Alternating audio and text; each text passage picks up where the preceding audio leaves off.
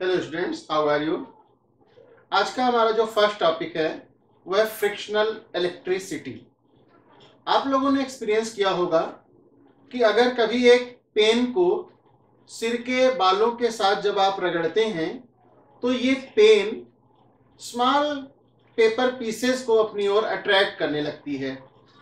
या आप लोगों ने एक्सपीरियंस किया होगा कि अगर कोई नायलॉन का कपड़ा हो या कोई लाइक्रा का कपड़ा हो तो अंधेरे कमरे में अगर इस तरह के कपड़े को लेकर उसको नाखून से इस तरह से खुरचा जाए तो आपको उस कपड़े पर बहुत स्मॉल छोटे छोटे स्पार्कल दिखाई पड़ेंगे। ज़्यादा क्लियर कहूँ तो बहुत छोटी छोटी चिंगारियां दिखाई पड़ती हैं। एक्चुअल में यह है फ्रिक्शनल इलेक्ट्रिसिटी। मीन्स जब हम पेन को सिर के बालों से रगड़ते हैं तो पेन पर थोड़ा सा चार्ज आ जाता है। वैसे ही जब आप नायलॉन या लाइक्रा के कपड़े को नाखून से अपने रगड़ते हैं तो आपके नाखून और कपड़े के बीच में भी चार्ज ट्रांसफर होता है और वही चार्ज आपको स्पार्कल के रूप में दिखाई पड़ता है।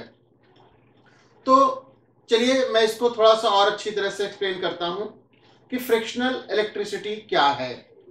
जब दो इंसुलेटिंग मटेरियल्स को आपस में रगड़ा जाता है, दो इंसुलेटिंग मटेरियल्स को आपस में रगड़ा जाता है तो चार्ज एक ऑब्जेक्ट से निकलता है और दूसरे ऑब्जेक्ट में चला जाता है और इस तरह से दोनों ही object equal and opposite charge हो जाते हैं।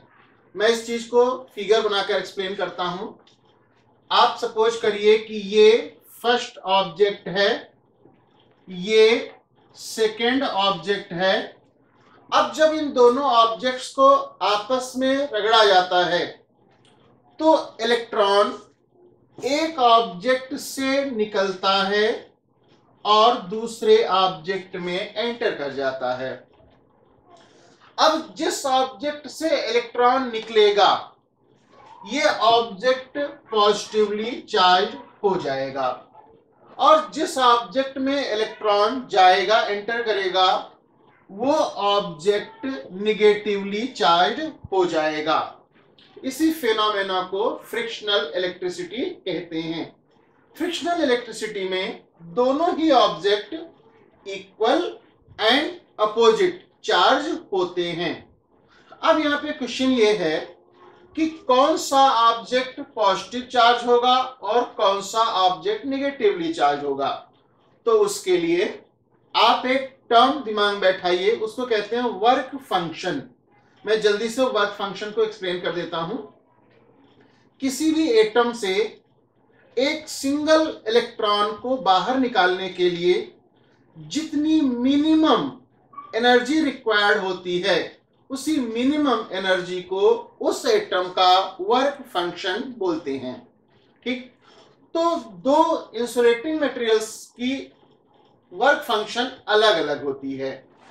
अब जिस मटेरियल का वर्क फंक्शन कम होगा वो तो इलेक्ट्रॉन को लूज करेगा और जिस मटेरियल का वर्क फंक्शन ज्यादा होगा, हाई होगा, वो इलेक्ट्रॉन को गेन करेगा।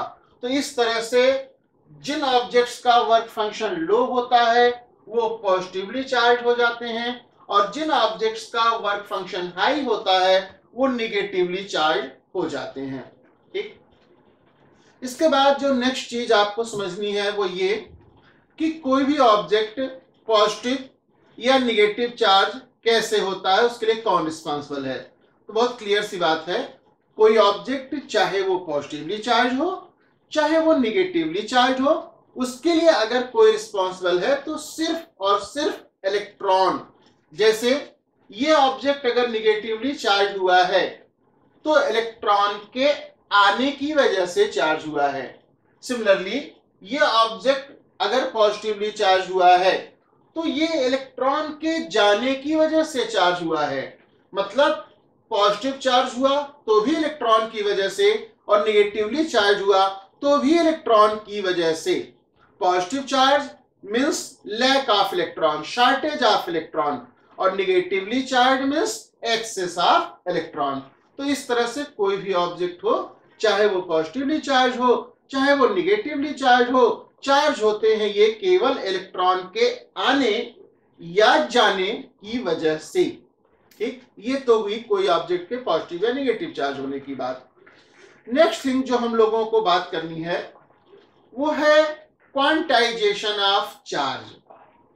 देखिए, कोई भी ऑब्जेक्ट जब चार्ज होता है तो वो या तो इलेक्ट्रॉन के आने की वजह से चार्ज होता है या तो वो इलेक्ट्रॉन के जाने की वजह से चार्ज होता है। सपोज करिए, अगर किसी ऑब्जेक्ट पर एक इलेक्ट्रॉन आया तो उस ऑब्जेक्ट का चार्ज होगा Q इक्वल टू -E, या और क्लियर बोले तो -1.6 इंटू 10⁻⁻19 कूलम। अगर उस ऑब्जेक्ट पर 2 इलेक्ट्रॉन आए हैं तो उस ऑब्जेक्ट का चार्ज होगा -2E मीन्स -3.2 इंटू 10⁻⁻19 कूलम। ऐसे ही अगर उस ऑब्जेक्ट पर 3 इलेक्ट्रॉन आए होंगे तो उस ऑब्जेक्ट का चार्ज होगा -3E मीन्स -4.8 इंटू 10⁻⁻19 कूलम। तो जैसा आपने देखा कि किसी ऑब्जेक्ट पर जो मिनिमम चार्ज होगा वो होगा -1.6 इंटू 10⁻⁻19 कूलम, या अगर इसके बाद नेक्स्ट पॉसिबल जो चार्ज है वो है इसका जस्ट डबल 3.2 इंटू 10⁻⁻19 कूलम, या इसके बाद जो नेक्स्ट पॉसिबल चार्ज है वो है 4.8 इंटू 10⁻⁻19 कूलम चार्ज। मीन्स किसी भी ऑब्जेक्ट पर जो चार्ज होता है उसको हम लोग नंबर ऑफ इलेक्ट्रॉन्स के टर्म में रिप्रेजेंट कर सकते हैं। तो जब आप किसी ऑब्जेक्ट के चार्ज को नंबर ऑफ इलेक्ट्रॉन्स के टर्म में रिप्रेजेंट करते हैं तो इसी को बोला जाता है quantization of charge. Means charge quantized होता है, मतलब चार्ज एक सर्टेन मिनिमम अमाउंट में ट्रांसफर होता है, इसी को बोलते हैं क्वांटाइजेशन ऑफ चार्ज। तो किसी भी ऑब्जेक्ट पर चार्ज को आप Q इक्वल टू Ne लिख सकते हैं। अगर उस ऑब्जेक्ट पर इलेक्ट्रॉन्स आए हैं तो चार्ज होगा Q इक्वल टू -Ne, और अगर उस ऑब्जेक्ट में से इलेक्ट्रॉन निकले हैं तो उस पर चार्ज होगा Q इक्वल टू +Ne। इस तरह से किसी भी ऑब्जेक्ट के चार्ज को Q इक्वल टू ±Ne से रिप्रेजेंट किया जाता है।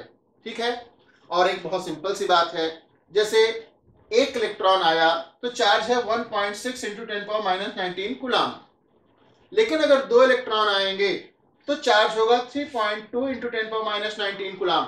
मीन्स इस नंबर और इस नंबर के बीच का कोई चार्ज पॉसिबल नहीं है। मीन्स किसी भी ऑब्जेक्ट पर चार्ज की वैल्यू इससे जरा ज्यादा 1.7 इंटू 10⁻⁻19 कूलम पॉसिबल नहीं है। ठीक है, तो इसी को कहते हैं क्वांटाइजेशन ऑफ चार्ज। अब हमारा नेक्स्ट टॉपिक है वो है conservation of charge. Charge can neither be created nor be destroyed, it can only be transferred from one object to other. Means charge को क्रिएट नहीं किया जा सकता, चार्ज को डिस्ट्रॉय भी नहीं किया जा सकता। तो चार्ज को केवल एक ऑब्जेक्ट से दूसरे ऑब्जेक्ट पर ट्रांसफर किया जा सकता है। मीन्स किसी भी आइसोलेटेड सिस्टम का net charge, total charge always conserve रहता है, इसी को बोलते हैं कंजर्वेशन ऑफ चार्ज।